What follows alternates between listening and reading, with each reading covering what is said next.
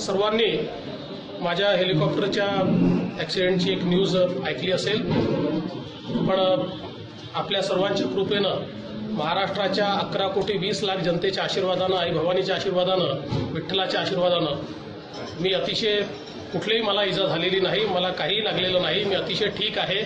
त्यामुळे कोणीही काळजी करण्याचं कारण नाही आहे. लवकरच मी लातूरवरून मुंबईला त्या ठिकाणी जाणार आहे. माझी सर्वांना विनंती आहे की आपला आशीर्वाद असाच राहू द्यावा आणि कोणीही काळजी करण्याचं काही कारण नाही आहे. धन्यवाद. A chopper flying with Maharashtra Chief Minister Devendra Fadnavis crash landed in Latur in Maharashtra on Monday due to some technical glitch. The Chief Minister and the team in the chopper have escaped unhurt. A man was shot dead and 4 women from his family were raped as 6 armed robbers attacked their vehicle on the Jewar Bulandshahr Highway in Greater Noida late Wednesday night. PM Narendra Modi will inaugurate the country's longest bridge connecting Dhola on the Brahmaputra south bank to Sadia on the north. At 9.15 kilometers, the bridge is longer than the Bandra-Worli Sea Link in Mumbai.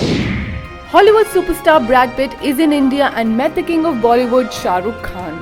This is Brad's second trip to India and he is here to promote his Netflix film War Machine.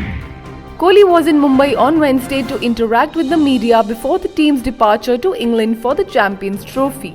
Kohli wants to win without losing a game.